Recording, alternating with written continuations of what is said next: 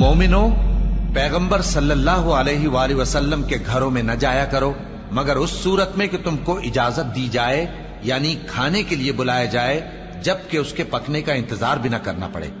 لیکن جب تمہاری دعوت کی جائے تو جاؤ، اور جب کھانا کھا چکو تو چل دو، اور باتوں میں جی لگا کر نہ بیٹھ رہو۔ یہ بات پیغمبر صلی اللہ علیہ وآلہ وسلم کو ایذا دیتی تھی، اور وہ تم سے حیا کرتے تھے اور کہتے نہیں تھے، لیکن اللہ سچی بات کے کہنے سے نہیں شرماتا۔ اور جب پیغمبر صلی اللہ علیہ وآلہ وسلم کی بیویوں سے کوئی سامان مانگو تو پردے کے باہر سے مانگو، یہ تمہارے اور ان کے دلوں کے لیے بہت پاکیزگی کی بات ہے۔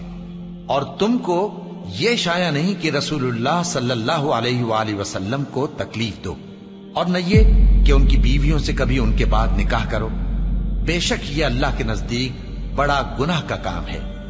اگر تم کسی چیز کو ظاہر کرو یا اس کو مخفی رکھو تو یاد رکھو کہ اللہ ہر چیز سے باخبر ہے۔ خواتین پر اپنے باپ دادا سے پردہ نہ کرنے میں کچھ گناہ نہیں، اور نہ اپنے بیٹوں سے، اور نہ اپنے بھائیوں سے، اور نہ اپنے بھتیجوں سے، اور نہ اپنے بھانجوں سے، نہ اپنی سی خواتین سے، اور نہ اپنے باندی غلاموں سے۔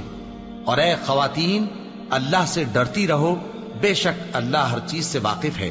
اللہ اور اس کے فرشتے اس پیغمبر صلی اللہ علیہ وآلہ وسلم پر درود بھیجتے ہیں۔